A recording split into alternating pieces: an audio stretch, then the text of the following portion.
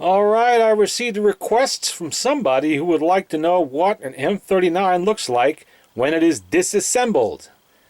Now, it's not particularly difficult to disassemble an M39 rifle any more than it is an M9130 or an M38 or whatever. They're all pretty much the same. Take the action screws out, take the handguard off, take the bands off, and it pretty much comes apart.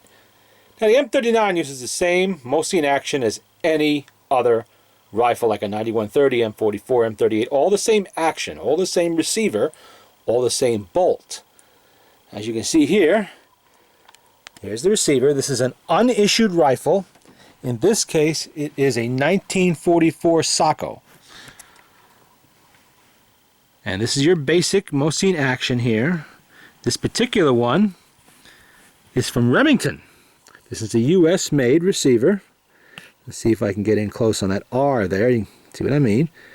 Now, Remington did not date their receivers. There is no date stamped here. It's not scrubbed. It just was never dated in the first place. That's not how we do things here.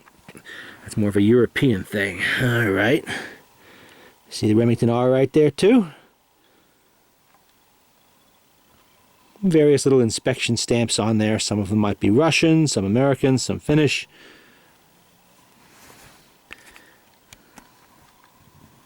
And here we have the markings of the rifle itself.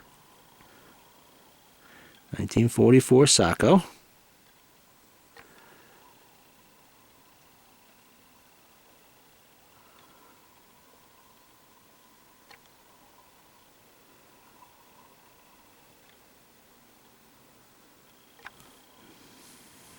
Okay. Now, of course, the barrel, as you can see here, is purely Finnish manufactured. It is not US, it is not Russian, and it is absolutely brand new. I'll try for a bore shot later. The bolt, of course, is like any Mosine rifle. You've seen this before. Any 9130 has it. This is made up of Imperial era parts, stuff from 1892 through about 1918, 1919. There's no Soviet parts in this build. Sometimes you do find them. And here we have the magazine, which is actually Finnish. This is a modified magazine. You can see the little dimples put here, here, and here. That is to aid the cartridges in feeding inside the magazine. And these bands are unique to the M39. This one, of course, is your nose cap, and it's hinged. There's your bayonet lug on the bottom.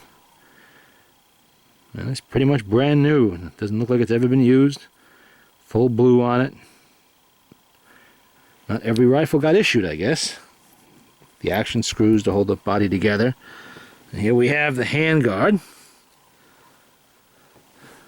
Not that much different than any other handguard. It's more like a Mauser handguard than it is a 9130 handguard, but still does the job. We have a blued cleaning rod. Something you don't see every day. Most of them are not blued. This one is.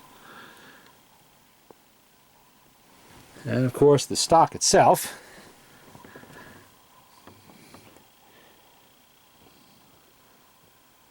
We have the Sako wheel on there. Of course, cannons. This is a toe splice stock. And it is a wartime stock, correct for 1944. You can see here we have the rounded finger grooves here for the join, typical of wartime manufacture. The rifle stock does not show any signs it's ever been refinished or sanded. All the edges are still sharp. All the stampings are still crisp and clear. We have some nice tiger striping on the fore end there. No dings, no dents. Well, a few little dings, but no real signs of use. I have an older sling I put on there, just because.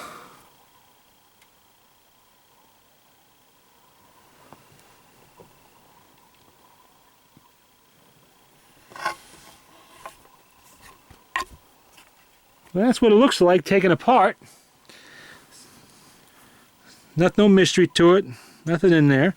Oh, I forgot to show the barrel channel. Now, usually the shims, if there are any, would be in here and down in there, between the wood and between the receiver.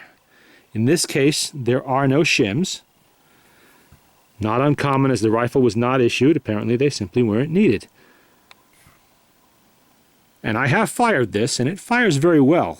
No problems whatsoever. So I'm assuming they just didn't need any shims.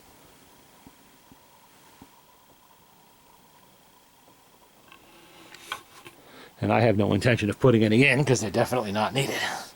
I have no idea if I can peek down the barrel of this or not. Well, yeah, really can't. I need a light source in there to do that, and I don't know what I did with my little LED light that I could stick in there, so the heck with it for now. Take my word for it. It's absolutely, as you can see by the outside of the rifle, the inside is equally as clean. It is absolutely spotless, as you would expect from a rifle that was built and never used. Well, at least the barrel, the stock, and the M39's unique parts were never used. The receiver has certainly been used.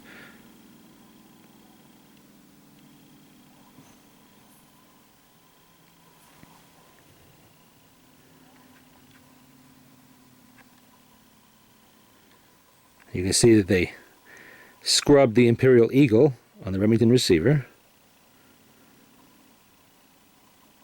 They tended to do that when they had the time, I guess. Not all of my M39s are scrubbed like that way, but this one is. No assembly numbers on this one. Sometimes you find them. Assembly numbers were simply used on the rifle to keep the parts together before the final serial number was put on it.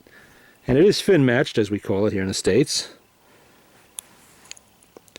with the number on the bolt matching the number on the receiver, but only the two numbers match. This one is not matched to the floor plate.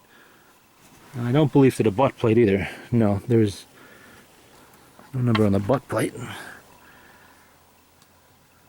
No.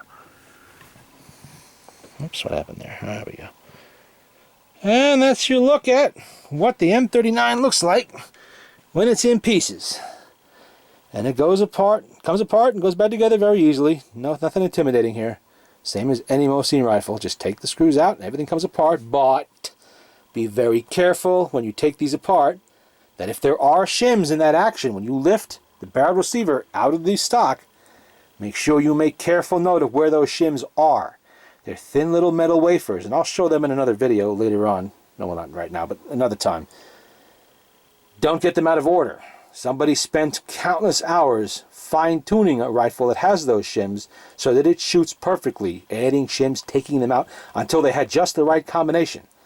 So if you mix those shims up, you're back to square one, starting from zero. So don't do that. Make sure if you take them out, you make note of exactly where they are, and they go right back in. And they're not always just stacked one on top of another. Sometimes they could be on the side of the wood too. Right in here. In here you might find them on the sides of there also, shimming it up a little bit. So make note of where they are and make sure you put them back. You don't want to screw up something like that, because these rifles are phenomenal shooters when they're tuned. Okay, there we go.